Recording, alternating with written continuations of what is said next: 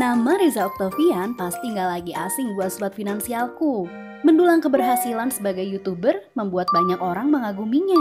Tapi sobat finansialku tahu nggak sih perjalanan menyakitkan menuju kesuksesannya ini?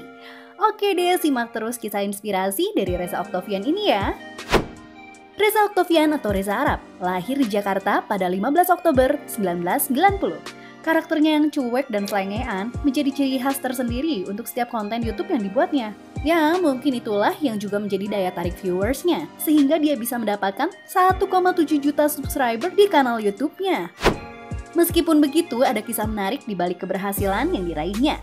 Tahu nggak sih, kalau sebenarnya awal mula Reza menekuni dunia game dikarenakan kondisi fisiknya yang lemah. Diungkapkan lewat kanal YouTube milik Deddy Corbuzier, Reza menceritakan kalau pengalaman hidupnya bersama ibunya sebagai single parent penuh perjuangan. Reza terlahir sebagai bayi prematur. Kalau kata ibunya, saat terlahir berat badan Reza cuma 0,8 kg dengan ukuran yang nggak lebih dari botol mineral kecil. Wow, bukan cuma itu, Reza juga terdiagnosis mengidap penyakit jantung bawaan. Karena penyakitnya ini, tubuh Reza sering terlihat letih ketika ia terlalu banyak beraktivitas. Bahkan pada usia 9 tahun, ia pernah dinyatakan meninggal karena komplikasi demam berdarah, jantung lemah, darah rendah dan bocor lambung secara bersamaan. Ya, dia masih ingat rasa takut yang dirasakannya ketika tim dokter juga sempat menggunakan alat kejut jantung untuk membangunkannya saat itu.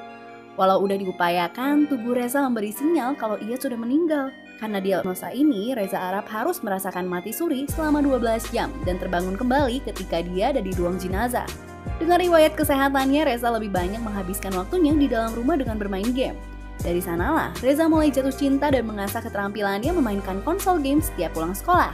Bukannya melarang Reza untuk bermain, ibunya malah membelikan Reza game terbaru dari perangkat Sega, PlayStation, sampai Nintendo juga diberikan oleh ibunya. Meskipun keluarga adalah segalanya, disayangkan masa kebersamaan bersama ibunda harus terpisah ketika ibunya memutuskan untuk pindah keluar kota, meninggalkan Reza yang memilih untuk tetap tinggal di Jakarta.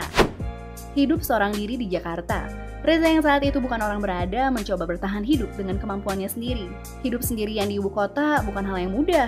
Kesulitan ini melatih Reza Arab untuk gigih berjuang dan gak mudah menyerah. Demi bertahan hidup, pekerjaan apapun ia lakonin. Mulai dari kasir warnet, berjualan kosmetik door to door, juga melakoni profesi sebagai tukang ojek. Pucuk dicinta ulang pun tiba. Hasil perjuangannya perlahan mulai terbuka saat ia berteman dengan sosok Edozel. Edo secara nggak langsung mengenalkan Reza pada dunia YouTube. Ketika itu, Edo dan Reza sama-sama membuat sebuah video dan bermaksud untuk mengunggahnya ke YouTube. Reza lantas menemukan sebuah kanal yang menarik perhatiannya, yaitu adalah PewDiePie, seorang gamer sekaligus seorang YouTuber pertama asal Swedia. Seluruh kontennya berisi tentang permainan video game. Reza Octavian mendapatkan sebuah inspirasi untuk membuat konten serupa di kanal YouTube-nya sendiri. Meskipun gak langsung populer, perlahan keberadaan Reza mendapat sambutan yang baik. Hasil kegigihannya membuatnya diundang untuk menghadiri acara Night Award TV Asia di Korea Selatan loh. Bukan cuma itu, kanal YouTube-nya juga terpilih untuk mendapat penghargaan channel gaming populer di Indonesia. Tapi satu ketika, dalam sebuah video YouTube miliknya, terlihat sebuah adegan Reza yang membakar komputer lengkap dengan meja dan kursi game miliknya, dan penghargaan-penghargaan yang diraihnya. Sebenarnya ada apa sih? Dalam sebuah wawancara, Reza mengaku sempat kesal dan jijik dengan semua konten yang ada di YouTube.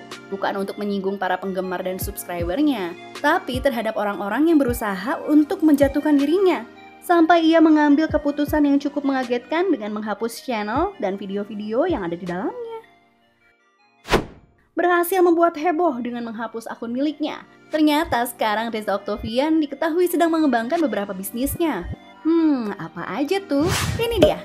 Yang pertama, grup musik Weird Genius. Selepas dari YouTube, Reza berharap kedepannya ia akan hidup dari musik. Ya, entah akan berhasil atau enggak sebagai musisi.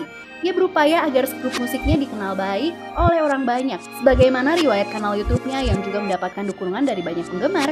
Bersama Eka Gustiwana dan Billy Tanner, Reza Octavian membuat grup musik beraliran EDM yang menuai kepopuleran di Indonesia dan mancanegara. Seolah memberikan pembuktian, grup musiknya ini pernah tampil di ajang Viral Fest Asia 2017 di Bangkok, Thailand loh. Yang kedua, e-sport management.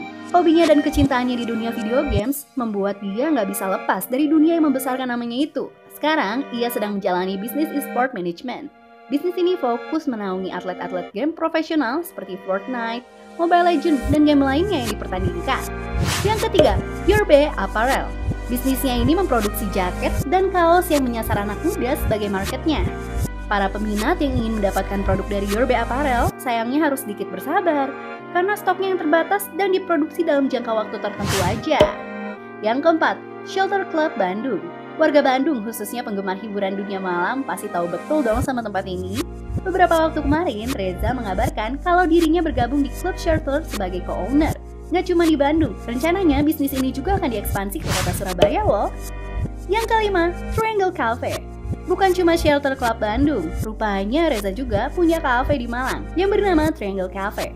Tempat ini cukup ramai dikunjungi oleh anak-anak muda. Dengan berinvestasi bersama orang yang udah profesional, bisnis kafe dan barnya sekarang makin dikenal loh. Wow, melalui cerita kesuksesan Reza Oktavian ini, kita disadarkan kalau kesulitan dan kesusahan apapun akan selalu menemukan jalan keluar bagi mereka yang berusaha. Bagaimana Sobat Finansialku? Kisah Reza Oktavian ini cukup menginspirasi bukan? Bagaimana pendapat kamu? Yuk komen di kolom komentar.